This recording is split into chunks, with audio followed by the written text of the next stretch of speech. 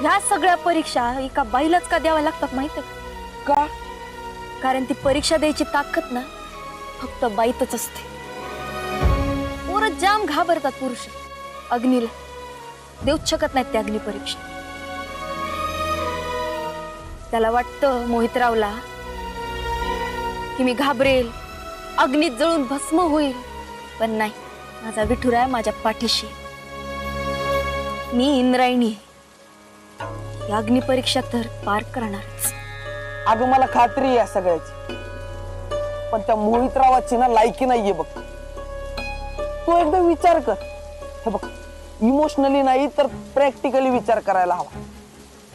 एखादा पुरावा दिला तर हा सगळा मॅटर संपून जाईल. बघ, काही मदत लागली तर सांग.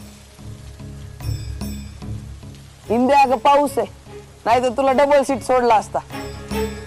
पण पुढे जाऊन जर रिक्षा मिळाली तर पाठवतो.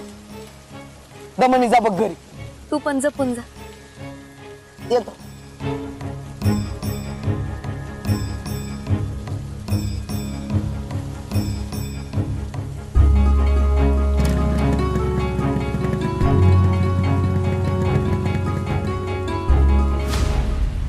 शुद्ध मूर्खपणा आहे हा. कुठल्या काळात जगतोय आपण? कुठल्या काळात जगतोय? अग्निपरीक्षा कुणाची? तर इंदूची. कशासाठी आणि का? कोण घेणार आहे ती? आणि हे सगळं का चाललंय? तर आधुक्षजनी ही निवडणूक लढू नये म्हणून, किंवा लढली तर तो हरावा म्हणून, आणि गोपाळनी ही निवडणूक जिंकावी म्हणून. आणि गोपाळ ही निवडणूक कशी जिंकणार? तर या मोहितरावांच्या कारस्थानाच्या जोरावर. या सगळ्यामध्ये आपल्या इंदूचा बळी चाललाय. बाईपणाचे भोग येतो हे.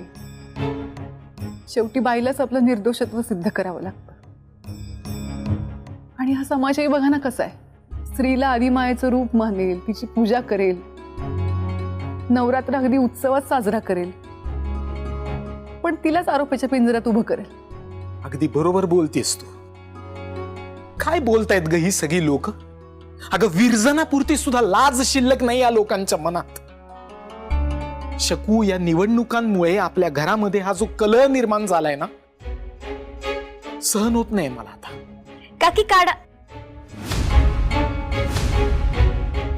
आयो मायो, मी चुकीच्या वेळी आले का? तुम्ही काही महत्वाचं बोलत होतात का? अगं असं काही नाहीये. ये देतो काढाय.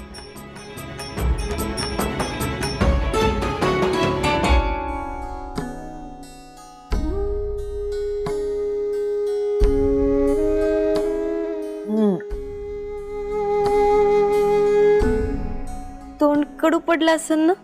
हो, पण मना इतकं नाही.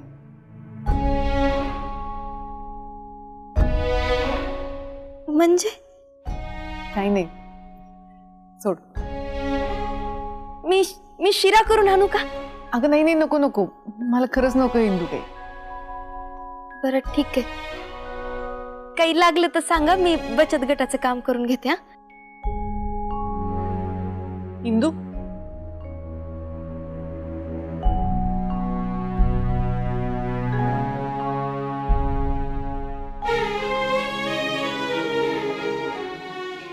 ये इकडे बस.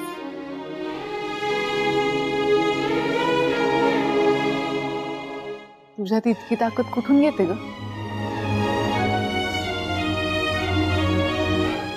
तुम्हा दोघांकडून. इंदू, तुला कसली अग्निपरीक्षा देण्याची गरज नाहीये. महाराज, हे तुम्ही म्हणताय? हो, मी म्हणतोय. तुझ्यासारख्या मुलीला कुणासमोर काहीही सिद्ध करण्याची कसली गरज नाहीये.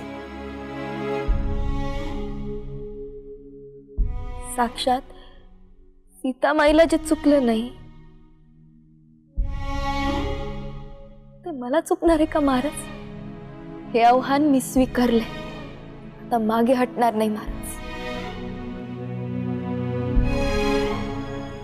आलिया भोगासी असावे सादर मी तुम्हा दोघांसाठी शिरा आणते हा.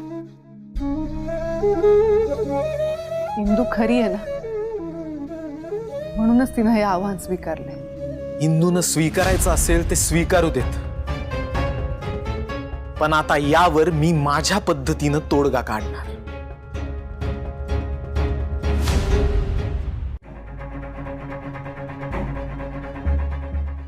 डॉक्टर, दिसत नाही का मी पेशंट तपासतोय?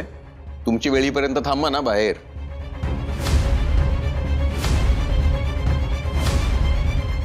अधोक्षज, काय रे, काय झालं? मावशी बरी आहे ना? हो बरी आहे. मग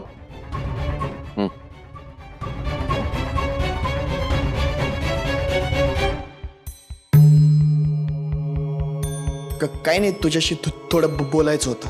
तुझ्यासारखा रिकामा नाही रे मी, काम आहेत मला. बाहेर थांब, मी आलो. अधोक्षज, थांब इकडेच. याच्यावर तुम्हाला औषधं लिहून दिली आहेत.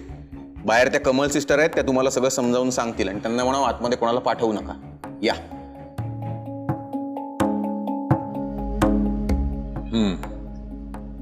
बोला. अधोक्षज अंताजी दिग्रसकर, सरपंच पदाच्या निवडणुकीसाठी उभे राहिलेले उमेदवार, तेही त्यांच्या मोठ्या भावाविरुद्ध. बोलू का मी? म्हणजे काय, त्याच करता आलायस ना? बोल बोल. गोपाळ दादा, तू आणि इंदू शिरपूरवरून येताना पावसात अडकलात तर गाडीतलं ऑइल संपलं होतं, त्याचं काय? तर त्याच्याबद्दल ना गावात खूप चर्चा होत आहेत. मग आता काय, तुला माझा संशय वगैरे येतोय का? नाही नाही, हाजी बात नाही. इंदूवर माझा पूर्ण विश्वास आहे. गुड. मग त्या सगळ्या चर्चांकडे दुर्लक्ष कर. नाही होते ना ते. मग काय करणार? जे बोलतात त्यांची तोंड दाबणार, त्यांना हाणणार, मारणार, करणार काय? अरे नाही गोपाळ दादा, ते करायची काही गरजच नाहीये. तुला फक्त एवढंच करायचंय की गावातल्या सगळ्या लोकांसमोर सांगायचंय की हे असं काही नाहीये तुम्ही जे समजताय ते. अरे मुळात जी गोष्ट खोटी आहे ती खोटी आहे हे सांगण्यासाठी एनर्जी वेस्ट करण्यात काय पॉइंट आहे? आणि समजा मी येऊन 50 लोकांना सांगितलं, त्यांना ते पटलं, उरलेल्या गावाचं काय करणार तू? का प्रत्येक वेळेला तू मला रिक्वेस्ट केल्यावर मी लोकांसमोर हीच टेप वाजवत बसायची? गोपाळ दादा, एकदम एकदम माझ्यासाठी तरी. मी बोलणार नाही. असं कसं बोलणार नाही? मग काय इंदूची गावभर बदनामी होऊ द्यायची? अरे तिने हे प्रकरण वाढवायलाच नव्हतं पाहिजे. दुर्लक्ष करायचं सोडून हवा देत बसली. इंदूने जे केलंय ते योग्यच केलंय. योग्य आहे ते. गुड. मग तिला म्हणाव, निस्तर आता तुझं तूच जे आहे ते. पण आता असं कसं काय बोलू शकतोस तू? इंदू तुझी पण लहानपणापासूनची मैत्रीण आहे ना. अरे तिची चूक असताना तिला काय भोगावं लागतंय बघतोय ना तू. तू पण तिची मदत कर ना थोडी, बोल ना काहीतरी. ते बाबा, मी सांगितलं ना तुला, जी गोष्ट खोटी आहे ती खोटीच आहे हे सांगण्याचा वेळ कशाला वाया घालवायचा? आणि माझ्याकडे तो वेळच नाहीये. बाहेर पेशंट्स खोळंबलेत माझे.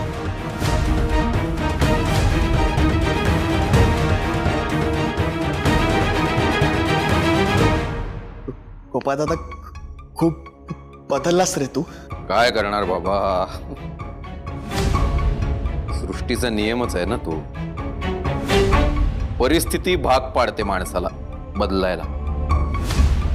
आणि त्यामध्ये तुझ्यासारखे लोक सुद्धा आले बर का. त्यामुळे मी लोकांना सांगायला येणार नाही. नको येऊस. माझी बायको सक्षम आहे. तिचा आत्मसन्मान सांभाळायला. आणि मी तर आहेच तिच्या सोबत. अगं, सकाळी फडतरे वहिनी विचारत होत्या पूजेला येत आहे का म्हणून, पण मीच म्हटलं नको, काय माझी तब्येत नाही बरोबर, कशाला उगाच कोणाला त्रास. काकू अगं असं नको बोलूस, काही नाही झालंय तुला आणि काही होणार पण नाही. आणि मला हक्काने सांगायचं ना, नारायणी चल लवकर उशीर होतोय म्हणून. आईकडनं काही शिकली नाहीस का तू? गप ग, आईबद्दल असं बोलू नये. मी न बोलण्याने काही बदलणार आहे का? पर ते जाऊ दे, इंदू कुठे? हो. इंदू, ए इंदू, ओ ताई. अगं चल लवकर, उशीर होतोय. हो, तुम्ही दोघी होता का पुढे? माझं जरा आवरायचं राहिले, मी येते ना, पटकन येते. बरं पण येशील ना लवकर? येते, राहायला पण घेऊन येते. बरं ये लवकर.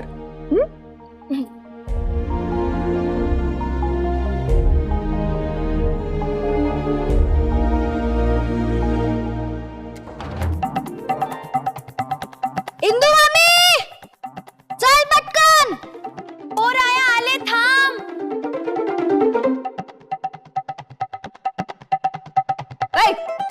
मोबाईल मध्ये पाहून पाहून डोळे फुटतील, डोकं कमी होईल. माहितीये मला, थोडा वेळच खेळतोय, तेवढ्याने काही होत नाही. जरा मैदानी खेळ खेळावेत, शरीर सुदृढ होतं. डोकं चांगलं चालतं, माहितीये मला. तसं पण मी इकडे वाट बघतोय. कुणाची? इंदू मामीची. कशाला? कशाला विचारू नकोस. आम्ही देवीच्या पूजेला चाललो आहोत. देवीची राया, अरे तिथं स्पर्धा होत्या, बक्षीस मिळणार आहेत, इथं काय करतोयस तू? अरे बाबू, ज्युनियर विंजे सरकार तर हे विसरलेच होते. मग त्याचीच तर आठवण करून दिली. जा आता लवकर आणि सगळी बक्षीस घेऊन ये रे. तो कोणता गेम आहे?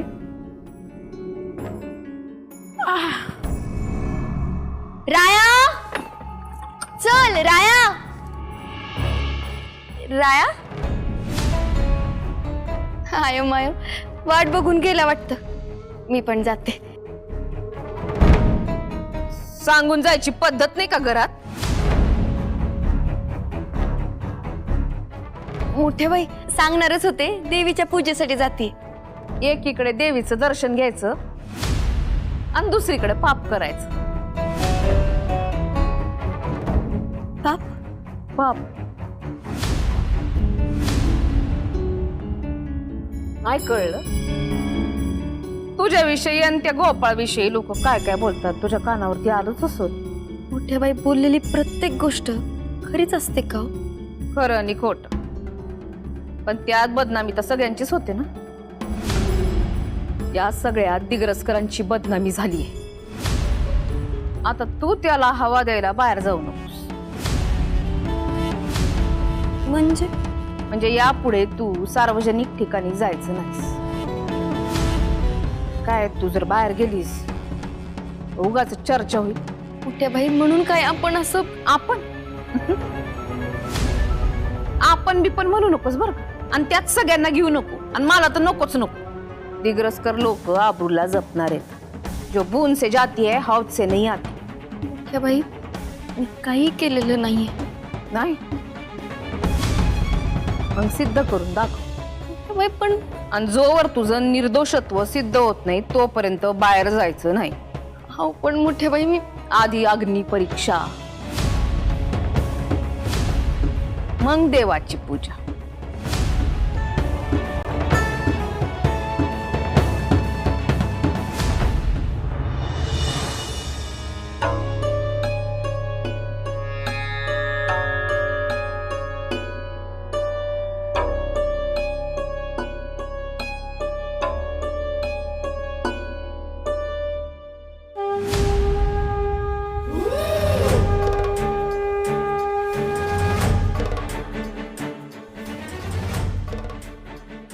इंद्रायणी, 9 दिवसात मी वेगवेगळ्या दैत्यांशी युद्ध करते.